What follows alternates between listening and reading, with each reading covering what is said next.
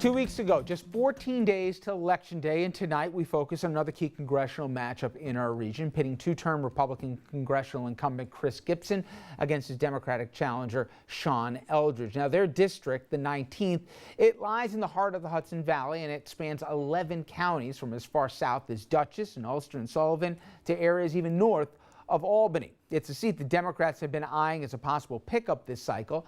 The district did vote for President Obama by 6 points as recently as 2012, and given Eldridge's deep pockets, money he can use to self-fund his challenge, you'd think it was possible, but we have yet to see the numbers tilt in Eldridge's favor. In fact, Siena poll last month gave Gibson a 24-point lead. Eldridge's campaign now touting a new poll that they commissioned and released out today that puts this within 10 points, just outside, they claim, the margin of error, but RFL has not been able to verify the methodology or the numbers from that poll. So it brings us to tonight's RFL interview and Congressman Gibson. Gibson, retired Army colonel, veteran of the First Gulf War, Kosovo, and the war in Iraq, later taught politics, in fact, at West Point, and he sits on the Agriculture and Armed Services Committees. He voted against the Obama stimulus and Obamacare, and he split votes on other issues, including votes for and against Paul Ryan's budget and measures that led to the government shutdown. That split earned Gibson the title of the National Journal's most liberal House Republican, which can also be viewed as the House's least conservative Republican.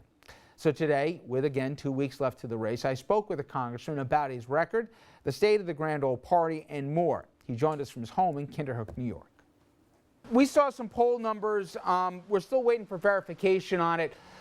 Throughout every number I'd seen, you were up comfortably between 20 and 24 points. This last poll has it just outside the margin of error at 10 points. What are your internal numbers showing as to how close your race is? We still feel in a very strong position. Our numbers, I think, match the independent poll, which has this in a very strong place for us. We think we've earned that. You know, you take a look at the representation I brought to Washington, D.C., bringing people together to get things done for us. We took their voices, their ideas, brought them down to Washington into the committee, and we got them enacted into law. And I think, you know, the strong support that we're getting in these polls reflect the fact that I'm earning the support of Republicans, independents, and a fair number of Democrats as well.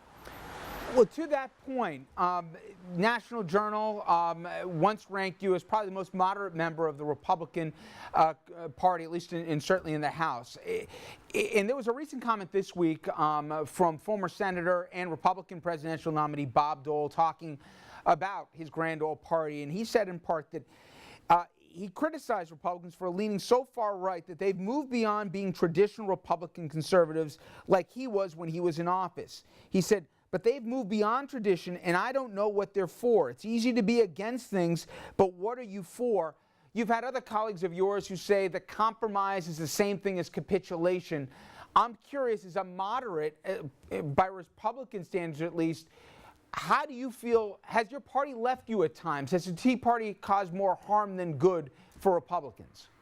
Well, actually, I've seen those that have been unreasonable on both sides of the aisle. There were some that were thinking we would never get a farm bill. I never believed that. I always thought we'd get a farm bill, but I had to deal with those on the far right and the far left that weren't willing to come together. And ultimately, at the end of the day, we got it done. And the same thing with the budget. We hadn't had a budget in 5 years. It was very important that we get a budget. To replace sequester. It was important for our domestic priorities. It was also important for our national security. And this group that I'm part of, a no labels group, it's about 90 members of Congress. We're in both parties. We brought forward a simple bill. No budget, no pay.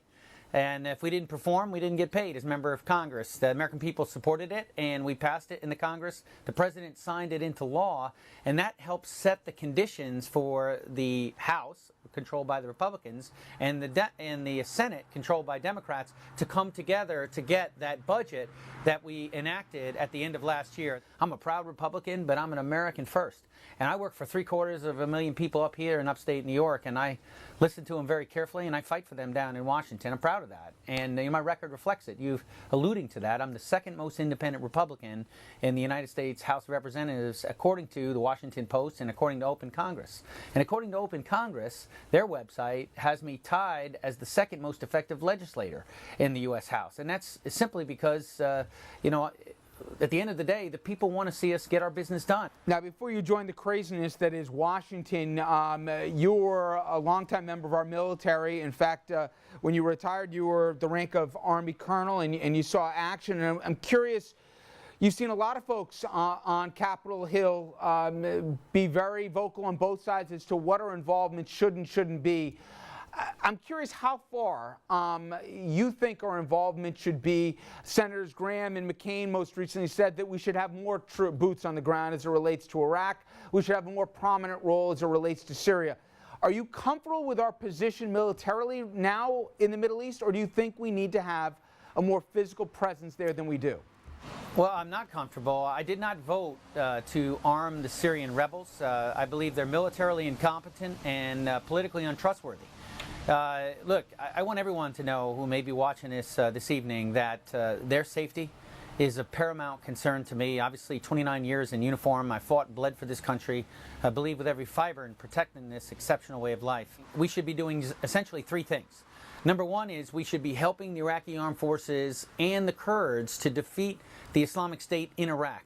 The second thing we should do is be trying to forge an agreement between the government of Syria and these rebels. And the third point we should be doing is, look, I mentioned we're going to keep our country safe.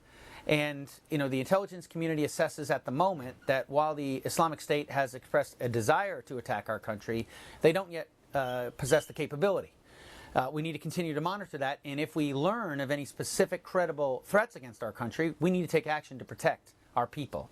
Couple quick social policy questions, Congressman. If it was up to you, would you defund Planned Parenthood? Look, we tried that in 2011. It didn't work. And the reason why we pursued it is a belief that, that public dollars shouldn't go for abortions. Abortion's a very difficult issue. Our district, I've listened very carefully to where we're at, and any woman who finds herself in a situation like this has all of our empathy and concern. And look, at the end of the day, I think that abortion is a private choice between a woman and her doctor. I think that this district supports limits on abortion, no late-term abortion. So, the issue for Planned Parenthood was one of taxpayer dollars for abortions. Going forward, what we need to do is work together.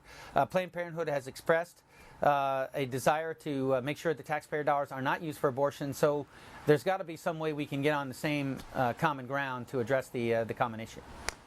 Finally, if it was up to you, Congressman, would your opponent be legally allowed to marry in the state of New York? I wish him well.